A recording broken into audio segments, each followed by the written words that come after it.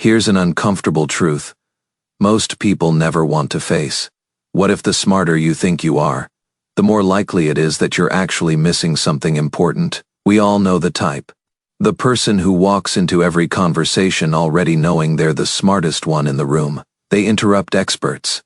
They correct people who've spent years studying a subject. They speak with absolute certainty about things they've only skimmed. And the strange part? They genuinely believe they're right. There's no performance, no act. From the inside, their confidence feels completely justified. In 1999, two psychologists at Cornell University decided to study this exact pattern. David Dunning and Dunning-Kruger ran a series of tests on logic, grammar, and even humor.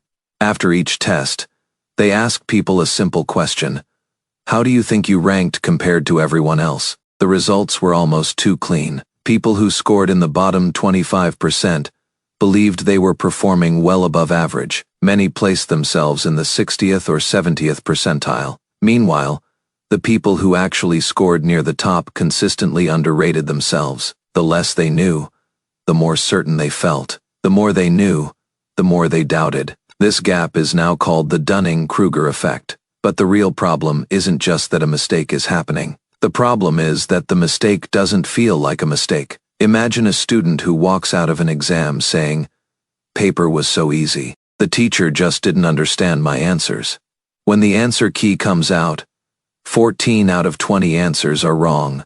But the student still doesn't see the mistakes clearly, because every wrong option still feels logical to him. That's the core of the effect. When you lack the skill, you also lack the ability to notice that the skill is missing. One popular explanation researchers offered is this double layer. You don't know the answer, and you don't know that you don't know it. You can see the same pattern in smaller everyday versions. In the office, when someone finishes a weak presentation and genuinely thinks it was excellent.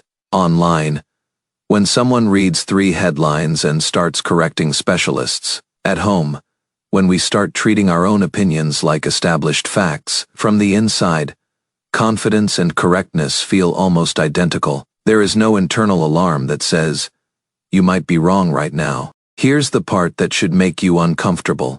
This isn't just a description of other people. It's a description of how every human brain works in the areas where we still lack real skill. The Dunning-Kruger effect doesn't only happen to stupid people. It happens to all of us, quietly, in the subjects we haven't truly mastered yet. So how do you tell the difference between real confidence and this blind spot? Real experts usually carry specific doubt. They can tell you exactly where they might be wrong. The false version of confidence is vague, total, and becomes defensive the second it's questioned. Another signal: if you've never changed your mind on a topic you feel extremely sure about, it might not mean you're right. It might just mean you've never allowed enough information in to be proven wrong. The solution isn't to live in constant self-doubt. That just creates a different trap. The real fix is quieter and more uncomfortable. Get genuinely curious about the areas where you feel the most certain. Ask yourself one simple question. What would have to be true for me to be wrong here? If a specific memory just came up while watching this, a moment when you were completely sure of something, and later discovered you weren't, that's rare. Most people never catch it happening. Drop it in the comments if you want. Not for judgment, just because reading other people's versions of that moment is strangely comforting. And if any part of this made you pause for even a second, that pause is worth a like. Because that's how this reaches the next person who's currently arguing with absolute certainty, and has no idea they're standing in the exact blind spot we just described. The deepest truth the research keeps pointing to is this: what we call stupidity is often not a lack of intelligence, it's a lack of awareness. So the next time you feel that flash of total certainty about someone else, or about yourself, pause long enough to ask the question we started with. What if the smarter you think you are is exactly the place where you understand the least?